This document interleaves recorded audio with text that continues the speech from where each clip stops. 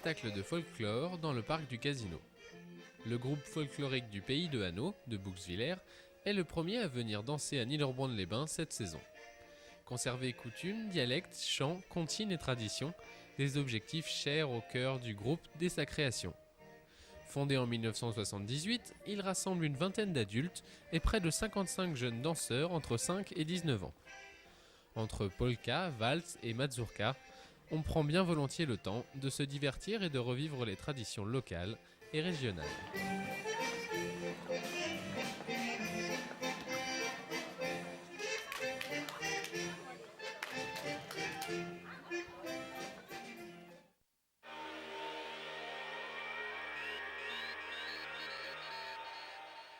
Pour ce soir, on organise un concours semi-nocturne, c'est-à-dire c'est une épreuve qui se passe sur une discipline, c'est la partie défense qui sera mise en épreuve. C'est un juge officiel qui jugera avec des hommes d'attaque qui feront mordre les chiens qui sont sélectionnés.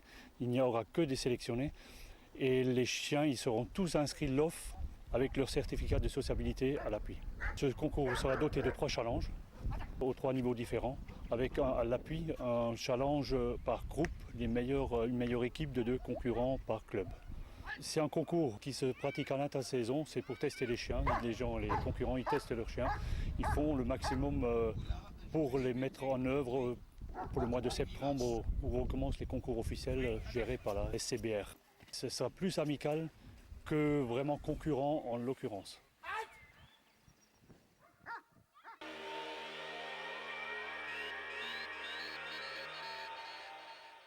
La ferme Klein de Schirlenhof ouvre ses portes à des classes de l'école du centre de Reichshofen. Pendant une matinée, les élèves découvrent les joies de la ferme. Traire les vaches et collecter le lait demande une certaine organisation.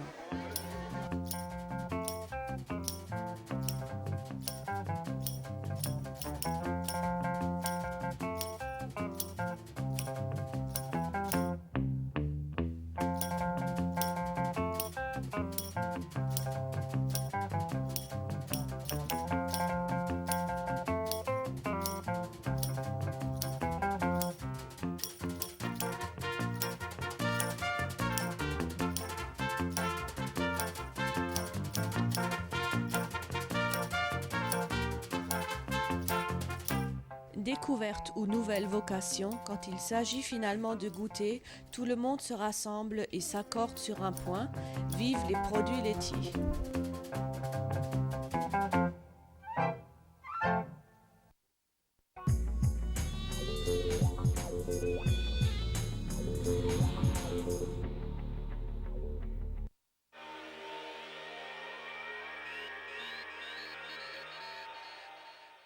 Depuis 1954, l'établissement thermal de Niederbronn-les-Bains est géré par l'assurance maladie.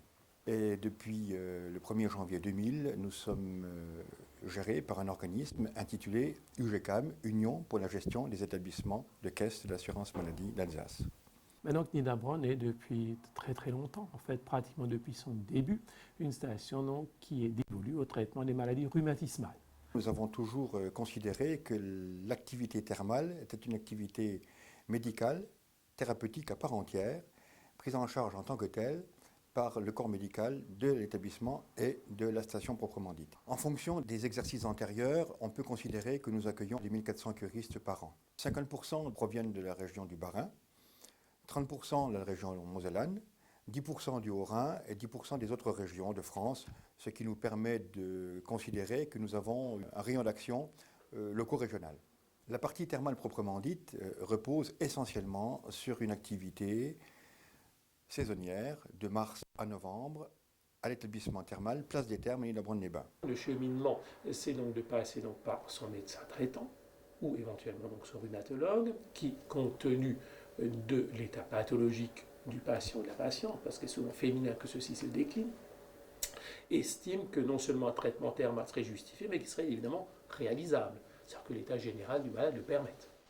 Le traitement se fait donc à partir d'une carte de prescription qui prévoit les différentes thérapeutiques dont bénéficie le malade, les traitements en caractère répétitif, c'est-à-dire que les traitements sont prescrits pour une durée d'1 semaine et sont, sauf survenue d'incidents, d'intolérance éventuelle, ce qui est rare au demeurant, ils se font de manière répétitive sur les 3 semaines que dure normalement la cure. Alors l'eau thermale est donc une source dite romaine, car elle a été découverte, et on trouve encore, plus exactement, on a trouvé par le passé les anciennes pièces de monnaie romaines qui attestent cette origine, et c'est donc une source, sans rentrer dans des considérations trop scientifiques, chlorure et sodique faiblement minéralisée. Ça veut dire quoi? Que l'élément essentiel qui s'y trouve est donc du sel, comme le sel de cuisine, auquel s'ajoute un petit peu de fer, ce qui donne le caractère un petit peu trouble, oxydé, ferrugineuse, comme dirait le regretté Bourvil, n'est-ce pas, donc à l'eau thermale, et d'autre part, donc un petit peu de soufre. Là, nous sommes devant une cuve de stockage d'eau thermale. En tout, nous stockons 92 mètres cubes d'eau, qui nous suffit à peu près pour une demi-journée de traitement. Toute l'eau thermale est chauffée instantanément. Parce que de l'eau chaude, on ne peut pas la stocker. Au-dessus de 55 degrés, l'eau commence à cristalliser et puis elle nous bouche les conduites. Donc cette eau thermale est utilisée soit sous traitement individuel de balnéothérapie, donc le malade est mis dans une baignoire, avec des systèmes de G-massage plus ou moins automatisés, plus ou moins complexes, la forme la plus évoluée étant en hydroxeur. À côté de cela, nous utilisons également des techniques à base de boue.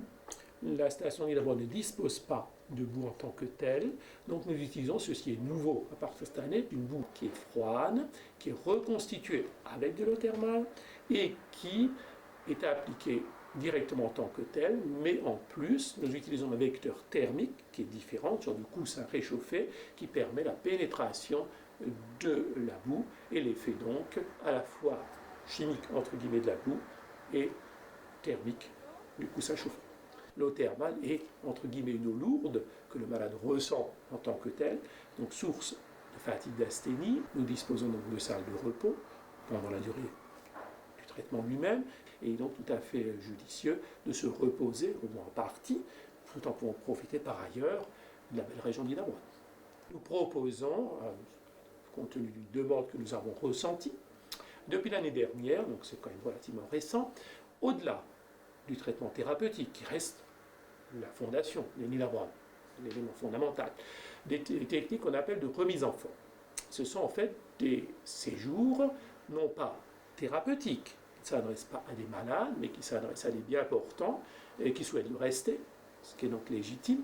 Un traitement, si on peut appeler cela préventif, on ouvre largement ces possibilités, les seules limites étant que le sujet en question soit vu au préalable par un médecin qui peut être son médecin traitant ou éventuellement un médecin de Niederbronn, l'établissement n'intervenant pas à ce niveau-là, qui atteste qu'il n'y a pas de contre-indication d'ordre médical général à une telle pratique.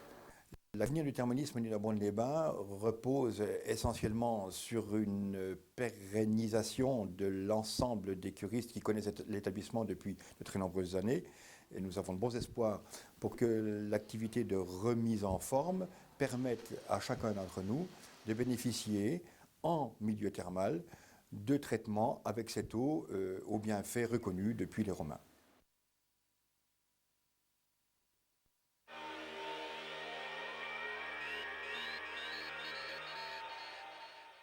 La société Willem, c'est une société qui a été créée en 85.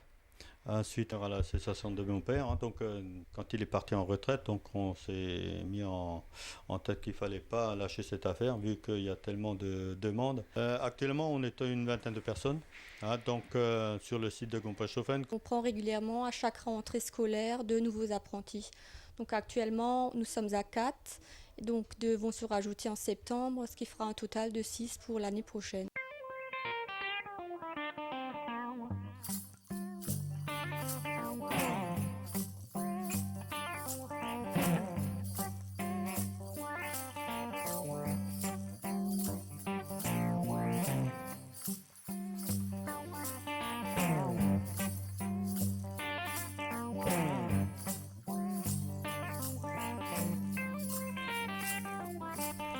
Le secteur d'activité de la société du Willem, c'est principalement la réalisation de pièces métalliques dans le bâtiment, dans l'industrie. Ça nous arrive de travailler encore un peu sur les serrures. Le reste de notre activité, c'est beaucoup de tuyauterie chez les établissements de Dietrich pour des tuyauteries de vapeur, d'air comprimé. Un travail de maintenance aussi qu'on effectue chez eux, beaucoup. Il y a 2-3 équipes qui sont à longueur de journée et durant toute l'année dans leurs enceintes. On a eu la possibilité de rentrer un peu dans le domaine du mobilier urbain. Des supports pour les vélos à Strasbourg, par exemple, des auvents, des abris à vélo. Actuellement, on est en train d'élaborer et de réaliser le garage à vélo pour le parking de Hönheim, entièrement suspendu au plafond du terminal. Un ouvrage qui va peser environ 13 à 14 tonnes. On fait faire une formation à nos ouvriers en cariste, pontier élingueur et nacelle. Le domaine de la métallerie, c'est un ensemble avec différents secteurs complémentaires, l'acier, l'aluminium, l'inox, le laiton, tous les métaux. Certains ouvrages demandent effectivement les 3 ou 4 différents types de métaux. On est pas mal équipés. Il nous manquerait peut-être éventuellement l'une ou l'autre machine, mais bon, on n'a pas la demande adéquate, alors donc on hésite quand même, il faut quand même rentabiliser les machines.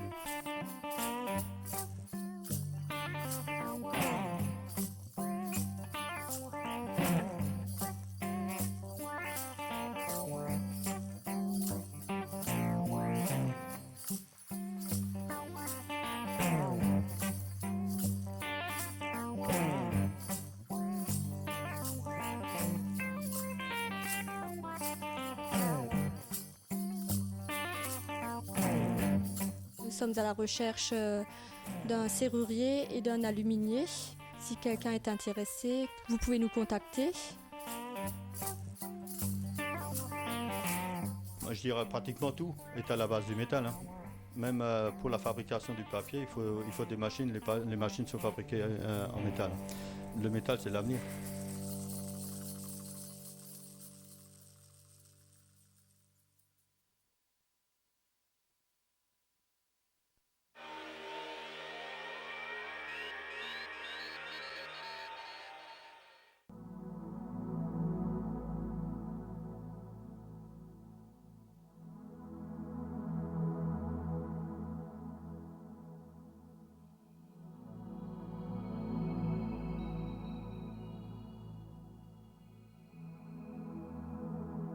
Je fais des paysages qui sont reposants parce que dans ce monde de stress, je trouve que c'est important d'avoir quelque chose chez soi parce que souvent quand on rentre, on est stressé et puis je trouve ça reposant. Même les paysages ensoleillés, je pense que c'est des vitamines on a besoin de ça, c'est quelque chose de quotidien.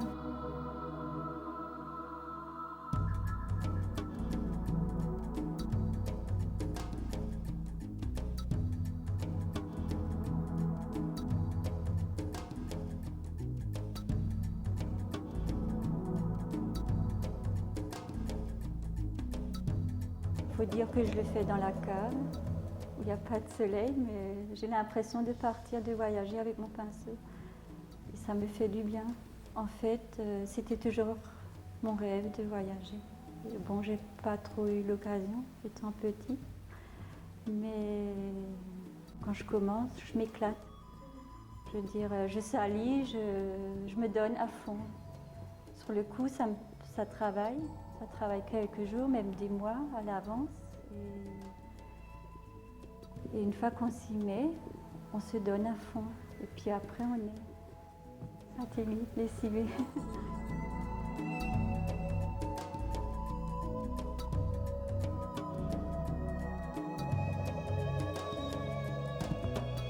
Je fais les vagues, c'est surtout parce qu'il y a des moments où c'est un peu... Il faut de la force. J'essaie de présenter un peu la vie.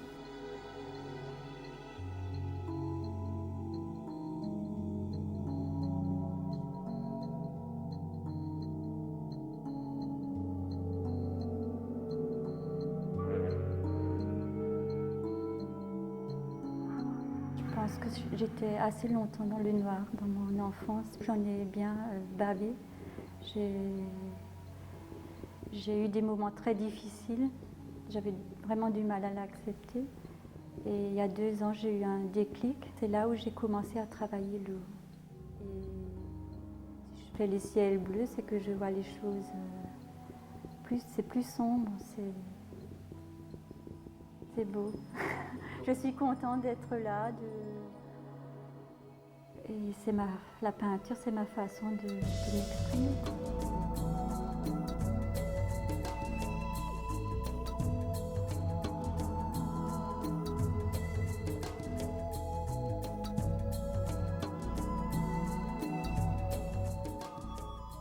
Cette semaine, j'ai pas eu le temps de peindre, mais j'ai quand même sorti les pinceaux.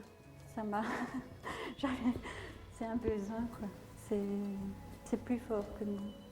C'est une passion.